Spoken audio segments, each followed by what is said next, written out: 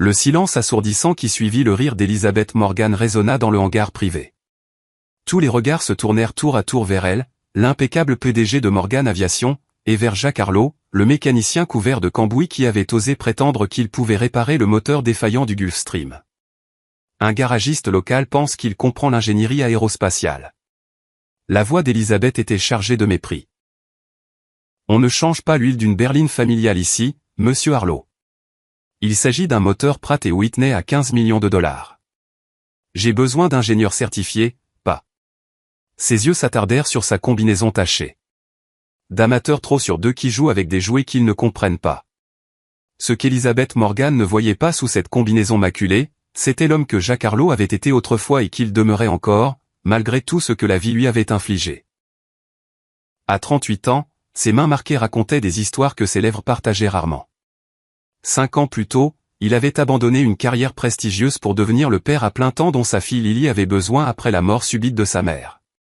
La petite ville de Westridge lui offrait ce que son ancienne vie ne pouvait plus lui donner, de la stabilité, un coût de la vie raisonnable et assez de temps pour être vraiment présent pour sa fille. Chaque matin commençait à 5 heures dans leur modeste appartement de 2 pièces au-dessus du dîner local. Jacques préparait le déjeuner de Lily, l'aidait à finir ses devoirs de dernière minute et la déposait à l'école avant de se rendre chez Miller & Auto Shop, où il avait reconstruit sa vie de zéro. Ses collègues admiraient sa capacité presque surnaturelle à diagnostiquer des pannes que personne d'autre ne pouvait résoudre, sans jamais connaître l'origine de ce talent.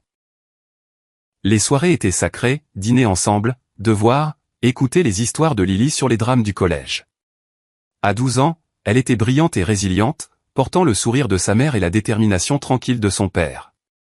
Sur le mur du salon s'affichaient les certificats scolaires de Lily plutôt que les diplômes soigneusement dissimulés de Jacques. Ce n'est que tard le soir, après que Lily s'était endormie, que Jacques s'autorisait à se souvenir. Parfois il sortait la petite boîte métallique contenant son ancienne vie, photos, médailles et une unique lettre pliée avec soin. La boîte restait fermée, tout comme les parties de lui-même qu'il avait scellées. Il avait fait la paix avec ses choix, avec le respect qu'il inspirait autrefois, avec l'adrénaline de repousser les limites de l'ingénierie. Il avait tout échangé contre quelque chose de plus précieux, être le père que Lily méritait. Si cela signifiait endurer les regards méprisants de gens comme Elizabeth Morgan, tant pis. La fierté était un luxe que les parents solos ne pouvaient pas toujours se permettre. Elizabeth Morgan s'était forgé une réputation de reine de glace de l'aviation grâce à une précision méticuleuse et des exigences intransigeantes. À 42 ans, elle avait transformé la petite compagnie de charter de son père en l'une des principales entreprises d'aviation privée du Nord-Est, au service d'exécutifs et de célébrités qui n'acceptaient rien de moins que la perfection. Son bureau d'angle dominant le hangar ne comportait aucune photo de famille, seulement des trophées, des couvertures de magazines économiques et une maquette du Gulfstream G650 phare de la flotte. Fille d'un pilote militaire devenu entrepreneur, Elizabeth était sortie major de sa promotion à MIT avant d'obtenir un MBA à Harvard. La mort prématurée de son père l'avait propulsée à la tête de l'entreprise à 29 ans, et elle avait passé les années suivantes à prouver sa valeur dans un secteur dominé par des hommes 2 fois plus âgés qu'elle. Ses journées étaient réglées comme du papier à musique. Entraînement à 5 heures du matin avec son coach personnel, petit déjeuner de travail, revues opérationnelles, appels clients, réunions stratégiques qui s'étiraient souvent après minuit. Son assistante savait qu'il ne fallait jamais programmer quoi que ce soit pendant son créneau de vol du jeudi soir. Les seuls moments où Elizabeth se sentait vraiment libre étaient ceux passés aux commandes de son Cirrus SR-22 personnel au-dessus des ciels de Nouvelle-Angleterre. Les relations avaient été les victimes de son ambition. 2 fiançailles rompues lui avaient appris que le couple exigeait des compromis, incompatibles avec sa quête d'excellence. Son compagnon le plus proche était son chat British Shorthair, Churchill, qui ne réclamait rien d'autre que de la nourriture haut de gamme et un minimum d'attention. Peu de gens percevaient, sous cette façade polie, la pression constante qu'Elizabeth s'imposait. La voix de son père résonnait dans son esprit à chaque décision importante. Chez Morgan Aviation, on n'accepte rien de moins que l'excellence. Ce mantra avait bâti son succès, mais avait aussi érigé autour d'elle des murailles que presque personne n'avait jamais franchies. La vulnérabilité était une faiblesse, et Elizabeth Morgan avait éliminé la faiblesse de sa vie par la seule force de sa volonté. L'appel d'urgence arriva à 15h42 un vendredi après-midi orageux. Elizabeth relisait les projections trimestrielles quand son directeur des opérations fit irruption dans son bureau sans frapper ou une violation inédite du protocole qui annonçait immédiatement la gravité de la situation. Le Gulfstream du groupe Sullivan a un problème moteur. Ils sont cloués au sol à Westridge. Les diagnostics sont incohérents et notre équipe certifiée la plus proche est à Boston, au moins 4 heures de route avec ce temps. Elizabeth sentit son estomac se nouer. Le groupe Sullivan, c'était James Sullivan lui-même, le milliardaire de la tech, sa famille et ses administrateurs, en route pour une réunion cruciale à Chicago. Sullivan n'était pas seulement leur client le plus lucratif, il envisageait un partenariat qui permettrait à Morgan Aviation de s'étendre à l'échelle nationale. Faites décoller immédiatement l'équipe d'intervention d'urgence en hélicoptère, ordonna TL en saisissant déjà son manteau. Impossible. Le trafic aérien est bloqué en dessous de 10 000 pieds à cause de la tempête. Il hésita. Sullivan exige une solution dans les 2 heures, sinon il appelle la concurrence. Elizabeth calcula rapidement. J'y vais moi-même en voiture. Préparez mon Range Rover et envoyez les schémas techniques sur ma tablette. Je peux être sur place en 90 minutes. Le trajet jusqu'à l'aéroport régional de Westridge se déroula dans un brouillard d'appels en kit main libre et de plans de contingence. Lorsqu'elle arriva, la pluie martelant le pare-brise, elle avait déjà organisé l'expédition de pièces depuis 3 endroits différents et mis le responsable ingénierie en attente pour une consultation vidéo. La scène à l'aéroport était pire que prévu. L'équipe de sécurité de Sullivan entourait le Gulfstream tandis que le milliardaire arpentait le terminal, gesticulant avec colère au téléphone. Elizabeth reconnut immédiatement le langage corporel, il était déjà en train de négocier avec les concurrents. Dans le hangar, l'équipe de maintenance locale paraissait dépassée par la sophistication de l'appareil. Le chef d'équipe s'approcha nerveusement. Mademoiselle Morgan, nous avons lancé les diagnostics standards, mais ça dépasse notre niveau de certification. L'ordinateur affiche plusieurs codes d'erreur et je comprends. Mon équipe prend le relais, l'interrompit-elle en cherchant du regard la caisse d'outils spécialisée qu'elle avait demandé. Au lieu de cela, ses yeux se posèrent sur une silhouette familière en combinaison, penchée sur le moteur exposé avec une aisance déconcertante. « Qu'est-ce qu'il fait ici ?» demanda-t-elle en reconnaissant le mécanicien de chez Miller S. Il s'était croisé une fois quand sa Porsche était tombée en panne à la sortie de Westridge. « Jacques, on l'a appelé parce qu'il a un don pour. » Ce n'est pas un problème de carburateur, coupa Elizabeth. Éloignez-le de ce moteur avant qu'il ne cause plus de dégâts. Jacques se redressa, s'essuyant les mains sur un chiffon. Son visage resta impassible malgré le mépris évident. Le problème n'est pas mécanique, dit-il calmement. C'est dans le système de gestion numérique du carburant. Il y a un conflit de programmation entre la dernière mise à jour logicielle et les protocoles d'urgence. Elizabeth sentit la chaleur monter à ses joues. Et vous avez déterminé ça comment? En vérifiant le niveau d'huile. Un éclair peut-être de la blessure, peut-être de la colère traversa le regard de Jacques avant de disparaître derrière une neutralité professionnelle. Juste une observation. Répondit-il en reculant d'un pas. Elizabeth se tourna vers l'appareil, connecta sa tablette aux systèmes embarqués. En quelques minutes, ses propres diagnostics confirmèrent précisément ce que Jacques avait suggéré. Cette constatation ne fit qu'accroître son irritation. Coup de chance, se dit-elle, refusant d'envisager l'alternative, qu'elle avait peut-être sous-estimé quelqu'un doté d'une véritable expertise. Alors que la pluie tambourinait sur le toit du hangar et que la silhouette impatiente de Sullivan apparaissait dans l'embrasure de la porte, Elizabeth affronta une vérité désagréable. Elle avait besoin d'une solution immédiate et ses options s'amenuisaient rapidement. Le protocole et la fierté exigeaient d'attendre son équipe certifiée, mais la réalité des affaires imposait une action sans délai. L'entrée de Sullivan dans le hangar fit monter la tension d'un cran. Sa réputation de dureté en affaires n'avait d'égal que son impatience face à l'incompétence.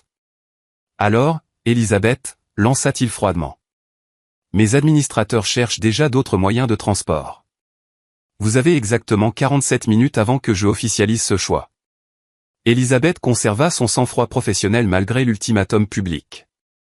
Monsieur Sullivan, je comprends votre frustration. Nous avons identifié le problème et nous mettons en œuvre une solution immédiatement. C'était au mieux une demi-vérité. Elle avait identifié le problème, mais n'avait pas les moyens immédiats de résoudre le conflit logiciel sans son équipe spécialisée.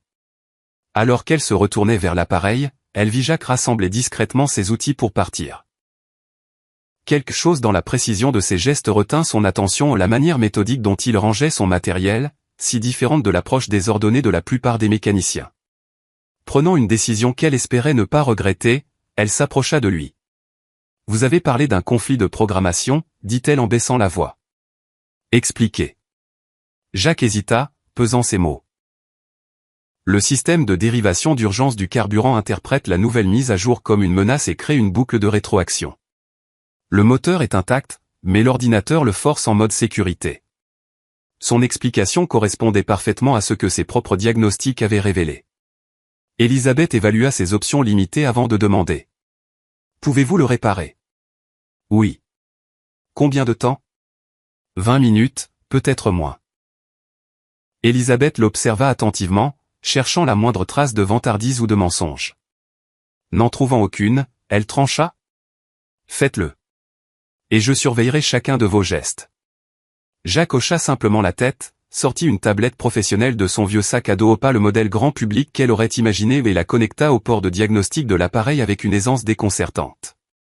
Ce qui suivit fut une démonstration magistrale de résolution de problèmes méthodiques. Jacques ne gaspillait ni geste ni parole tandis qu'il naviguait dans les systèmes de l'appareil. Elisabeth regardait, de plus en plus déconcertée, alors qu'il accédait à des protocoles que même ses techniciens seniors abordaient avec prudence. Lorsqu'il rencontra une restriction de sécurité, il leva les yeux vers elle. « J'ai besoin d'une autorisation. » Elisabeth n'hésita qu'un instant avant de saisir ses codes d'Override une entorse au règlement interne, mais qui lui parut inexplicablement juste. Jacques poursuivit, murmurant parfois des notes techniques pour lui-même dans un jargon que peu de personnes hors de l'industrie aérospatiale auraient compris. Sullivan s'approcha, observant la progression avec un intérêt sceptique. « Votre ingénieur certifié ?»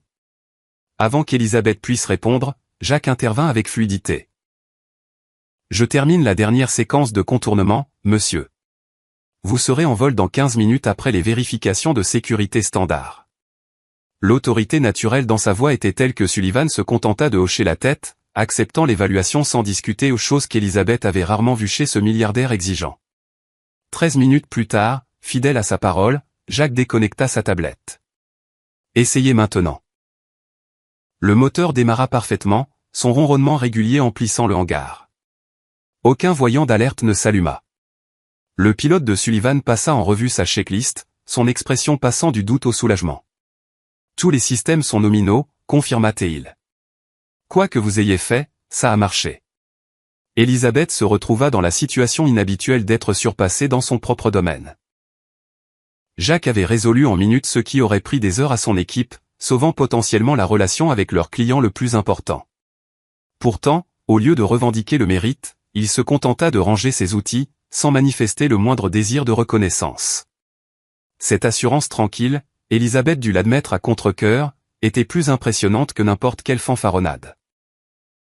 La crise écartée, Elisabeth se retrouva dans la position inconfortable de devoir de la gratitude à quelqu'un qu'elle avait publiquement rabaissé. Sullivan et son entourage préparaient leur départ, leur hostilité d'avant remplacée par la satisfaction des clients valorisés. Morgan lança Sullivan en montant à bord. « Votre gestion de crise a été correcte. Notre réunion de la semaine prochaine est maintenue. » Venir de lui, c'était un compliment rare. Elisabeth inclina la tête avec grâce, le soulagement la traversant. Ce n'est qu'après que l'attention de Sullivan se fut détournée qu'elle chercha Jacques du regard, bien décidée à lui offrir la reconnaissance professionnelle que son travail méritait et peut-être à s'assurer qu'il garderait pour lui la manière dont elle l'avait traité au départ. Elle le trouva dans la petite salle de pause, se lavant les mains pleines de cambouis. Sa combinaison était à moitié ouverte dans la chaleur de la pièce, révélant un simple t-shirt blanc en dessous. Lorsqu'il tendit le bras pour attraper un essuie-tout, la manche remonta légèrement, dévoilant une partie d'un tatouage sur son bras. Elisabeth n'aurait normalement pas prêté attention au tatouage d'un mécanicien, mais quelque chose dans les lignes géométriques précises loin de l'art décoratif habituel attira son regard exercé. Quand Jacques se tourna légèrement, elle en vit davantage et se figea de stupeur. Ce n'était pas décoratif du tout. Le motif partiellement visible était un schéma technique d'ingénierie. Elle le reconnut instantanément, la coupe transversale du Pratt & Whitney PW1000G Gear Turbofan, avec les annotations précises, pas le genre d'image qu'on se fait tatouer par caprice ou pour l'esthétique. C'était la marque de quelqu'un qui vivait et respirait l'ingénierie aérospatiale au plus haut niveau. Ce tatouage, dit-elle, la voix plus tranchante qu'elle ne l'aurait voulu. Où l'avez-vous fait faire? Jacques se raidit, rabattit rapidement sa manche pour cacher le dessin. Un souvenir d'une autre vie, répondit-il, son ton indiquant clairement que le sujet était clos. Mais Elizabeth Morgan n'avait pas bâti un empire de l'aviation en respectant les limites des conversations. Elle s'approcha. C'est le schéma du PW1000G, la version propriétaire avec le rapport de réduction modifié qui n'a jamais été commercialisé. Ses yeux se plissèrent. Seuls 15 ingénieurs dans le monde avaient accès à ces spécifications. Quelque chose changea dans l'expression de Jacques. Résignation mêlée d'une lueur de l'homme qu'il avait été. 16, corrigea-t-il doucement. J'ai dirigé l'équipe qui a conçu la modification. L'esprit d'Elisabeth s'emballa, reliant des points impossibles. C'était le projet classifié de Tressold Aerospace avec l'armée. Jacques Arlot. Le nom finit par faire tilt. Docteur Jonathan Arlot, murmura-t-elle, le pionnier des systèmes de propulsion. La reconnaissance dans sa voix sembla déverrouiller quelque chose. Jacques jeta un regard autour de lui pour s'assurer qu'ils étaient seuls avant de répondre. C'était il y a longtemps. Vous avez disparu de l'industrie il y a 5 ans. Il y avait des rumeurs.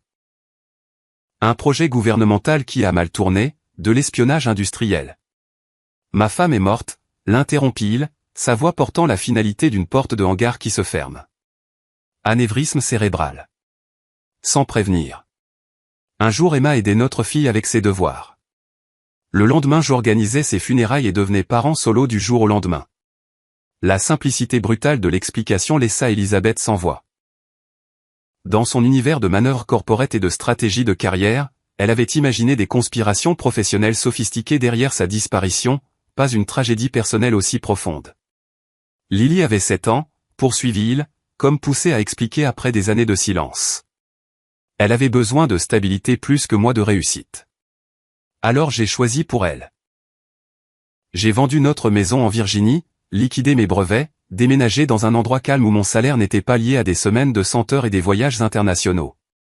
Tandis qu'il parlait, Elisabeth remarqua une petite photo glissée dans le portefeuille posé sur le comptoir, une fillette souriante aux yeux pensifs et au menton déterminé de son père, les mêmes yeux qui avaient évalué le moteur du Gulfstream avec tant d'autorité naturelle. Cette révélation réécrivait tout ce qu'elle croyait comprendre de l'homme debout devant elle. Pas un mécanicien de province trop sûr de lui, mais l'un des ingénieurs aérospatiaux les plus brillants de sa génération, qui avait abandonné gloire et fortune pour devenir quelque chose de plus important, un père présent. Elizabeth Morgan, qui avait construit sa vie sur la réussite professionnelle à tout prix, se retrouvait face à un homme qui avait fait le choix exactement opposé. Et soudain, inconfortablement, elle n'était plus certaine de savoir lequel des deux avait choisi correctement. Le jet de Sullivan décolla sans autre incident, disparaissant dans un ciel qui s'éclaircissait tandis qu'Elisabeth restait sur le tarmac. D'ordinaire, elle aurait déjà repris la route vers le siège, planifiant comment capitaliser sur cette gestion de crise auprès d'autres clients. Au lieu de cela, elle s'attarda, ses pensées revenant sans cesse à l'homme dont l'existence avait bouleversé sa vision soigneusement construite du monde. Dans le petit café de l'aéroport, Elisabeth s'assit avec un café intact, faisant défiler son téléphone. Une recherche rapide confirma tout. Docteur Jonathan, Jacques, Arlot, doctorat du MIT à 26 ans, brevet clé sur les systèmes de propulsion avancés, médaillé d'excellence en ingénierie aérospatiale. Article après article, datant d'il y a 5 ans, s'interrogeait sur sa disparition soudaine de Tressold Aerospace, avec des spéculations allant du burn-out à des projets gouvernementaux classifiés. Aucun ne mentionnait la vérité, un veuf choisissant la paternité plutôt qu'un héritage professionnel. La dernière photo qu'elle trouva montrait un Jacques plus jeune, rasé de près, en costume impeccable, recevant un prix lors d'un symposium international. Son expression dégageait l'assurance tranquille de quelqu'un qui connaissait sa valeur et sa place dans le monde, la même expression qu'elle s'entraînait à afficher chaque matin devant son miroir. Elisabeth ferma le navigateur, mal à l'aise d'avoir fouillé ainsi, mais incapable de réconcilier l'ingénieur brillant avec l'homme en combinaison usée qui réglait désormais des moteurs dans un garage local. Avait-il vraiment trouvé la paix dans cette existence modeste? Où son génie s'atrophiait-il lentement, gaspillage criminel d'un talent exceptionnel? Tandis que son café refroidissait, Elisabeth affronta une question plus troublante encore, que révélaient les choix de Jacques Arlot sur les siens. Elle avait sacrifié relations, temps libre, liens personnels au service de la croissance de Morgan Aviation. L'approbation de son père, toujours recherché des années après sa mort, avait été son étoile polaire. Pourtant aujourd'hui, elle avait vu un homme abandonner une reconnaissance professionnelle qu'elle-même ne pouvait qu'espérer atteindre, et il l'avait fait sans regret apparent. La porte du café s'ouvrit. Jacques entra, accompagné d'une jeune fille. Lily, présuma Elisabeth en reconnaissant la fillette de la photo. Jacques ne l'avait pas vue dans le coin. Toute son attention était concentrée sur sa fille qui racontait quelque chose avec de grands gestes enthousiastes. La tendresse sur son visage était si authentique qu'Elisabeth détourna les yeux, se sentant intruse dans quelque chose de précieux. Elle les observa commander des chocolats chauds, la patience de Jacques avec la caissière, la complicité naturelle entre père et fille. La scène déclencha un souvenir inattendu, son propre père, toujours occupé à bâtir son entreprise, absent de sa présentation à la foire scientifique où elle avait exposé un moteur à réaction miniature. Elle avait remporté le premier prix, mais était rentrée seule avec son ruban bleu. Son exploit n'avait été reconnu que plus tard par un hochement de tête distrait et un commentaire sur « le potentiel Morgan ».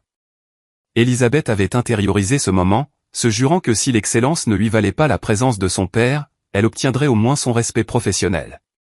Elle y était parvenue, mais en regardant Jacques avec sa fille, elle se demandait quel en avait été le prix. Quand Jacques la remarqua enfin, une surprise passa sur son visage avant qu'il ne hoche poliment la tête. Elisabeth lui rendit son salut, soudain réticente à interrompre leur moment. Les questions qui la brûlaient sur son travail, ses choix, la manière dont il conciliait son esprit brillant avec des tâches mécaniques banales pouvaient attendre.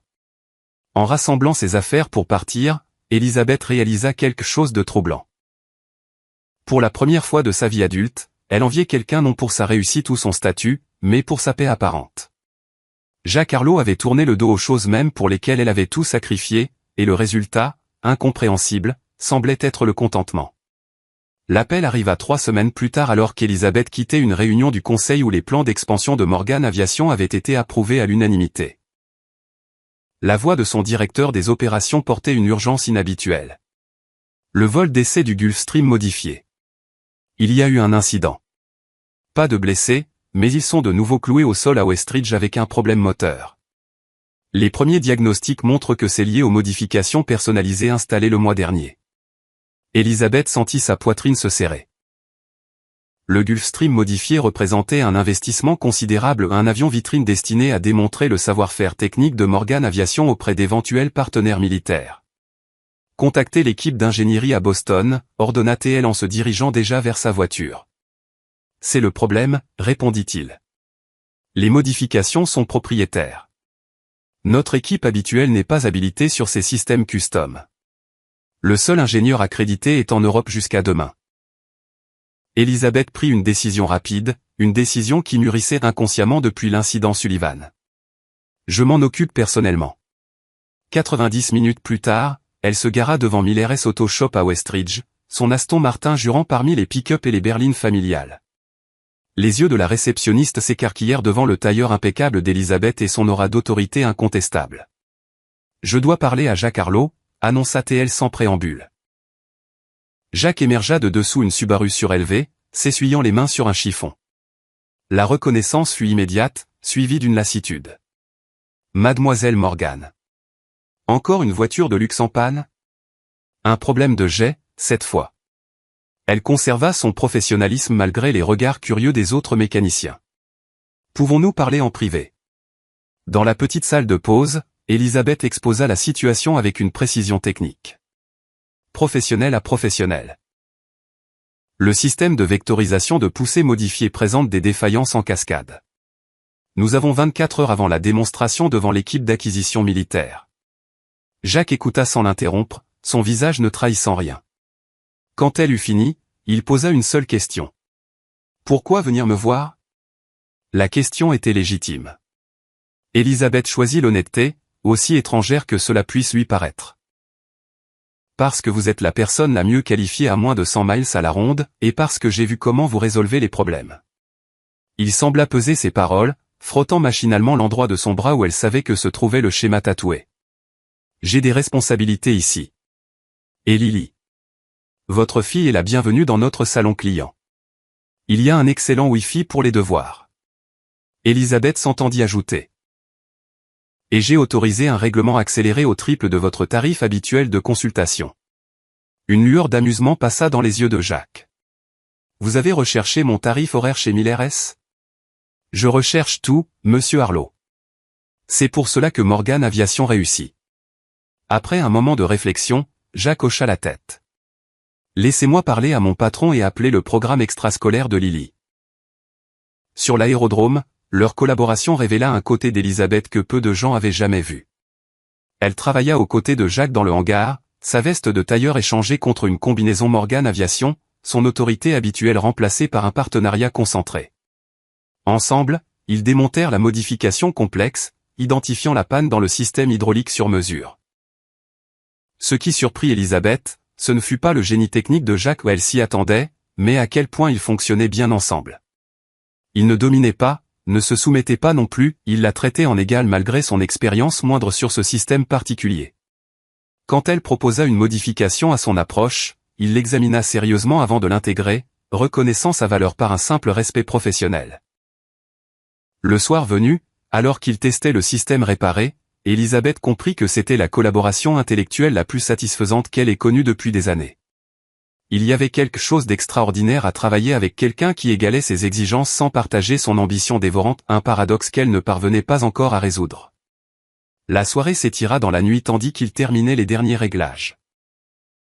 Elisabeth avait fait livrer le dîner dans le hangar, une courtoisie professionnelle qui se transforma peu à peu en quelque chose de plus personnel alors qu'il mangeait au milieu des outils et des manuels techniques, discutant d'innovations aérospatiales entre deux bouchées de pâtes. Jacques consulta sa montre. Il faut que j'appelle Lily bientôt. Sa routine du coucher. Elisabeth hocha la tête. Utilisez mon bureau. Plus d'intimité. De sa position près de l'appareil, Elisabeth pouvait voir à travers la vitre du petit bureau de l'aéroport. Elle observa comment l'expression sérieuse de Jacques se transformait pendant l'appel avec sa fille, tout son être s'adoucissant. Il écoutait attentivement, puis riait à quelque chose que Lily disait, un rire franc et léger qui porta faiblement jusqu'au hangar. Une joie authentique, sans filtre, qui surprit Elisabeth par sa sincérité. Quand leur travail fut terminé, Elisabeth insista pour raccompagner Jacques chez lui plutôt que d'appeler un taxi. Il est presque minuit. C'est le minimum. L'immeuble modeste au-dessus du Main Street dîner contrastait violemment avec le penthouse d'Elisabeth face à l'eau. Jacques l'invita à monter avec une courtoisie simple. Je dois vérifier que Lily va bien. Vous pouvez entrer un instant si vous voulez. L'appartement était petit mais impeccablement organisé. Des manuels d'ingénierie côtoyaient des romans pour adolescents et des kits scientifiques. Au mur, les dessins et certificats de Lily étaient accrochés à côté d'une unique photo encadrée, une femme souriante aux yeux doux. Emma, présuma Elisabeth, se sentant intruse dans cet espace intime. La babysitter, une voisine âgée, se leva du canapé avec un sourire chaleureux. Elle dort depuis des heures, mais elle a tenu à finir son projet scientifique d'abord. Têtue, comme son père. Après le départ de la babysitter, Jacques ouvrit doucement la porte de la chambre de Lily et fit signe à Elisabeth de regarder. La fillette de 12 ans dormait entourée de livres et de notes, sa respiration profonde et paisible. Sur son bureau trônait une maquette d'avion méticuleusement construite, avec des annotations manuscrites précises. Elle veut construire des moteurs qui n'utilisent pas de combustible fossile, murmura Jacques tandis qu'il se retirait dans le salon. Elle dit que sa génération n'a pas encore résolu les problèmes qui comptent vraiment. Elisabeth remarqua la manière dont il parlait de sa fille non pas avec la fierté ostentatoire de certains parents, mais avec un respect authentique pour elle en tant que personne, pour ses idées, sa détermination. Elle me rappelle vous, dit Elisabeth sans réfléchir. Jacques parut surpris. En quoi? La précision de son travail. L'ambition de résoudre des problèmes difficiles. Elle désigna la maquette. Le refus d'accepter les limites conventionnelles. Quelque chose bougea entre eux à cet instant, une reconnaissance de valeurs communes sous leur choix de vie si différents. Jacques proposa un café et Elisabeth, contre toute attente, accepta, sachant que son emploi du temps du lendemain serait perturbé. Tandis que Jacques s'affairait dans la petite cuisine avec une aisance familière, Elisabeth se surprit à l'observer non plus comme une anomalie technique ou une curiosité professionnelle, mais comme un homme qui avait construit sa vie sur des principes qu'elle n'avait jamais considérés valables jusqu'à aujourd'hui, la présence plutôt que la performance, la connexion plutôt que l'accumulation. 3 jours après la démonstration réussie de l'appareil réparé qui avait valu à Morgan Aviation un contrat militaire provisoire, Elisabeth fixait un mot de remerciement non signé sur son bureau.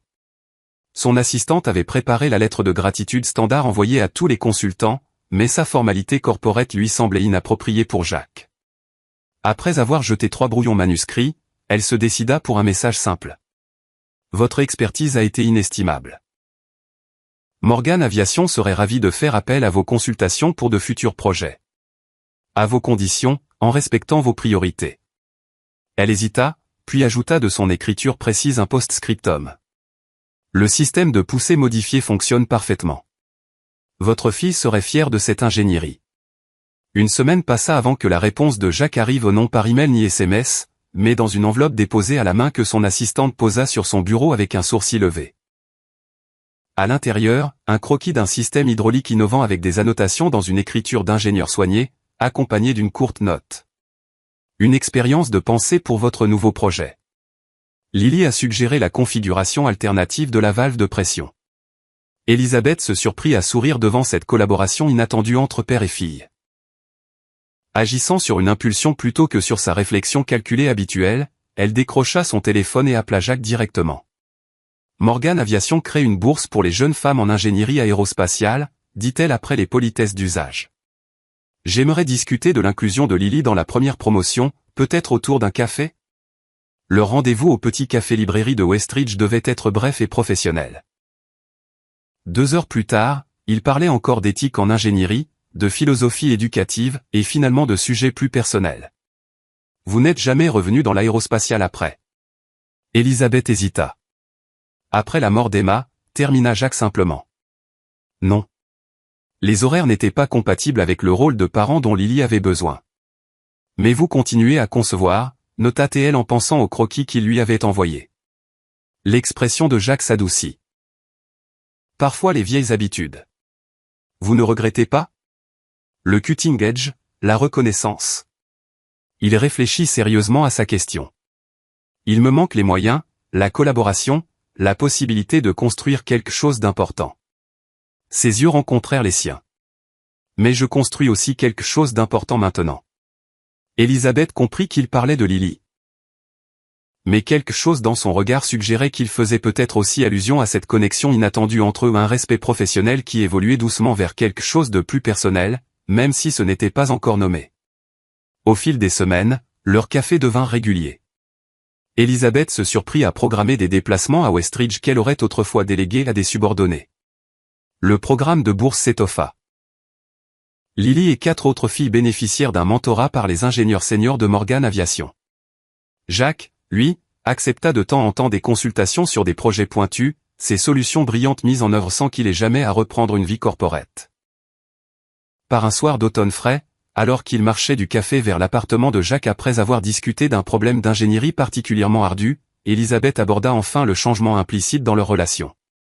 Nous sommes des collègues partageant des centres d'intérêt communs, commença-t-elle prudemment. Mais je me rends compte que j'attends ces conversations d'une manière qui dépasse la simple compatibilité professionnelle. Jacques sourit un sourire qui atteignit ses yeux, faisant réaliser à Elisabeth à quel point les vrais sourires étaient rares dans son monde d'entreprise. J'ai remarqué que vous ne vérifiez plus votre téléphone toutes les 5 minutes, observa-t-il. Et Lily m'a dit hier que c'était bizarre mais plutôt sympa que vous veniez si souvent à Westridge ces temps-ci. Observatrice, comme son père, répondit Elisabeth, se sentant inhabituellement vulnérable. La main de Jacques frôla la sienne, pas tout à fait une prise, mais un geste intentionnel. J'ai construit ma vie autour d'être présent pour ce qui compte, dit-il doucement. Et ces derniers temps, ces conversations comptent pour moi aussi. Cet aveu, si simple, marqua un tournant profond pour eux deux, la reconnaissance d'une connexion qu'aucun des deux n'avait cherchée, mais que tous deux commençaient à chérir. 6 mois plus tard, Elisabeth se tenait dans le grand hangar de Morgan Aviation, supervisant les derniers préparatifs du salon annuel de l'industrie. La pièce maîtresse de l'exposition, un système de propulsion hybride innovant, brillait sous un éclairage spécialisé, attirant déjà les regards admiratifs des premiers arrivants. Son assistante s'approcha avec les derniers changements d'emploi du temps, puis hésita. « Vos invités sont arrivés. Je les ai installés dans votre bureau comme demandé. » Elisabeth consulta sa montre encore 30 minutes avant l'ouverture officielle. « Merci. J'arrive dans un instant. » Dans son bureau, elle trouva Jacques aidant Lily à ajuster la maquette qu'elle avait réalisée pour l'exposition des jeunes ingénieurs qui se tenait en parallèle de l'événement principal. À 12 ans et demi, Lily dégageait une assurance grandissante. Son projet montrait une compréhension remarquable des carburants d'aviation durable. La simulation tourne parfaitement, annonça Lily sans préambule. Et papa a vérifié mes calculs 2 fois. Je n'en attendais pas moins, répondit Elisabeth en échangeant un sourire avec Jacques par-dessus la tête de sa fille. Tandis que Lily procédait au dernier réglage de sa présentation, Jacques vint se placer à côté d'Elisabeth près de la fenêtre dominant le hangar animé. Vous avez des regrets d'avoir invité le mécanicien local à votre prestigieux salon professionnel, demanda-t-il à voix basse, une pointe de taquinerie témoignant du chemin parcouru. Elisabeth secoua la tête. Au contraire. La présence du docteur Arlo apporte une sacrée crédibilité à nos engagements en ingénierie. L'expression de Jacques se fit plus sérieuse. Je ne reviendrai pas dans ce monde, Elisabeth. Pas même pour vous. Je ne vous le demande pas. Répondit-elle, surprise elle-même de la sincérité de ses mots. Morgan Aviation est en train de créer une division de conseil flexible pour les ingénieurs ayant des contraintes familiales, travail à distance, contrat par projet, horaire compatible avec l'école. Jacques haussa un sourcil. Ça ne ressemble pas à la PDG obsédée par l'efficacité que j'ai rencontrée au début. Elle reconsidère certaines priorités, admit Elisabeth, sa main trouvant la sienne. L'excellence n'exige pas toujours le sacrifice. Parfois elle exige l'équilibre. De l'autre côté de la pièce, Lily observait leurs mains jointes avec l'évaluation mesurée de quelqu'un habitué à observer attentivement. Son expression restait neutre, mais elle offrit un petit hochement de tête qu'Elisabeth interpréta comme une approbation prudente.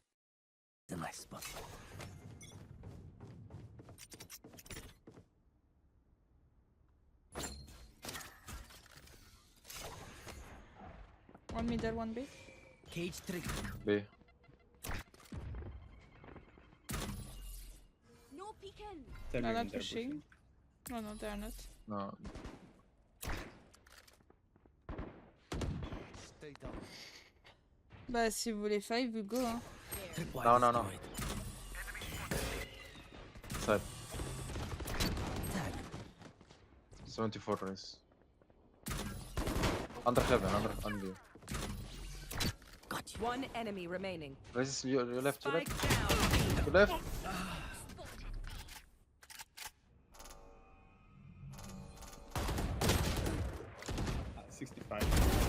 I'm so sorry. Délos pour moi. Alors que je joue super bien, ça casse les couilles. Aïe I aïe need aïe. to set back up. Go 5 non Reda, enfin je sais pas si t'as envie en vrai de vrai. I need this. Can you drop Chrome? My tags. Thank you. Yes, this should do. This goes here.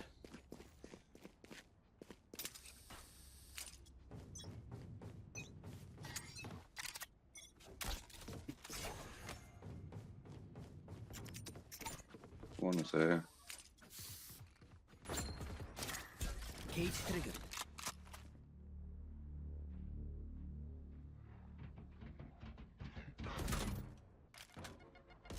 Shot down.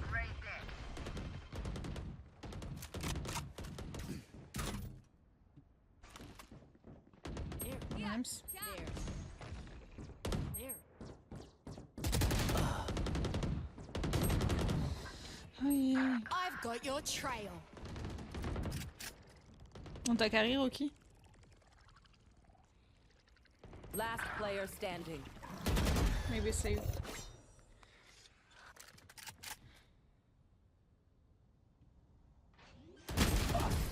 Enter.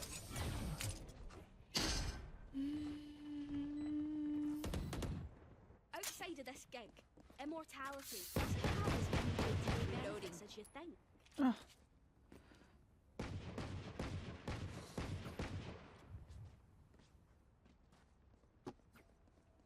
Tête de con? Oui. Est-ce que j'en ai quelque chose à foutre? Non! J'ai ma capuche qui me fait trop mal au dos en fait dans ma... sur ma chaise.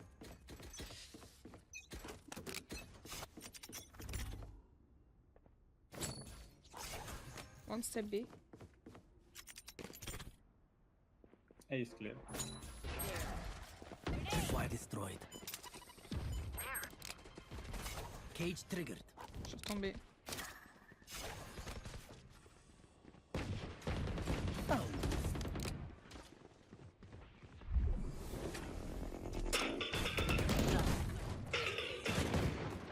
Reloading. Cage triggered. Careful middle.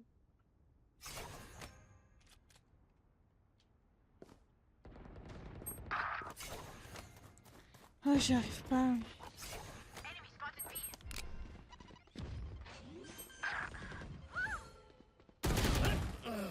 Spike planted. City. Last player standing. Let's see.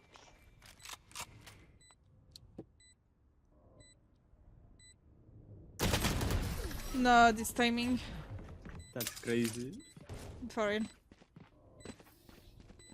My ult is ready. Don't be spending too many brain cells figuring them out. Overthinking is just as bad as underthinking. Just for this one, I put my trap on A. Okay. Ah, this I is a put my nice trap one. for the side. That goes there. This goes here. Ah, this is a nice one.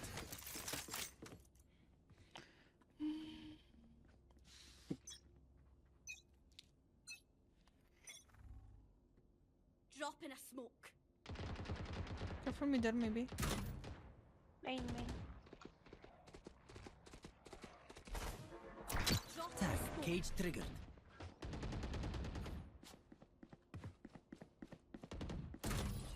Don't leave the mids. Go.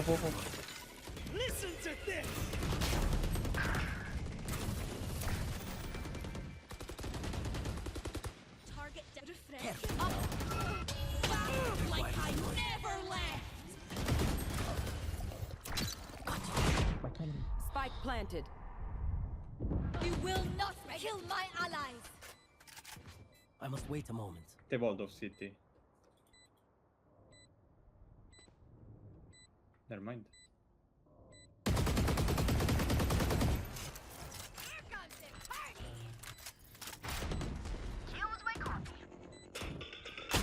Enemy remaining. This Last side. player standing. Nice job. shot, well played. Thank you.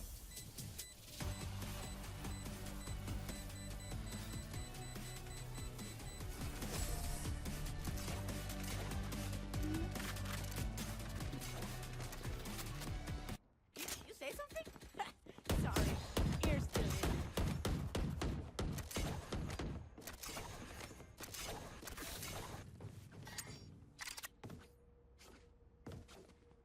Yes, this should do. That goes there. This goes here.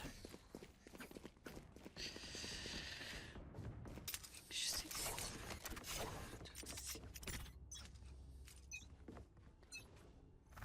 You want to play? Let's play. No peeking. They're pushing. I don't. Yeah. Can you shoot a dog?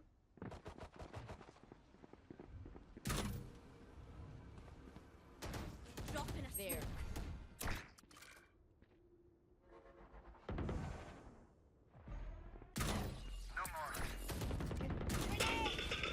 Oh my god. I don't have smokes. Mid.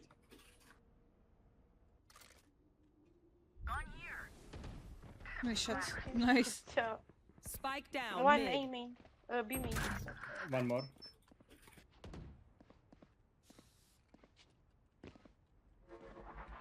One enemy remaining. He was garage.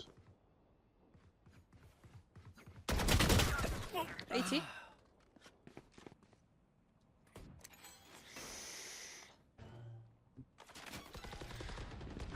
Good job. Boss lady. C'est moi, boss lady. Do you want to dance? I'll lead.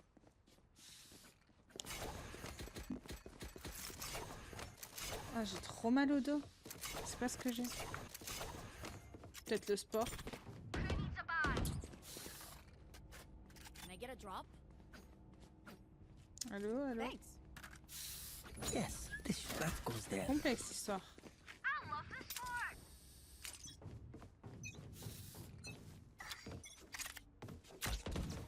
Kind of gay. There they are. I think it's B. Enemy marked. Tripwire destroyed. One on B. One on site, one on site. I play with. Maybe under heaven. 80 on Cage him. triggered.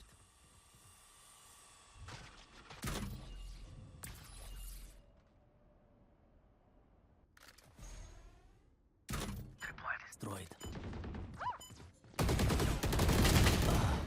2, 3. Boss.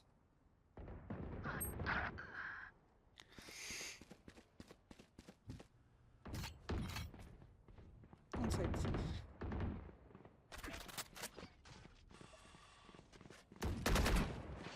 Last player standing. One enemy remaining. Spike planted. Fire nipple!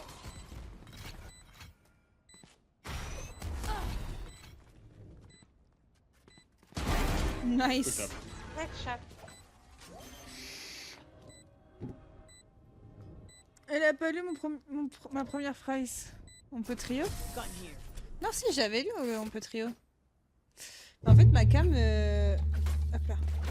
You're going to scatter from my stuff. Super easy to pick off. Elle a décidé de partir loin.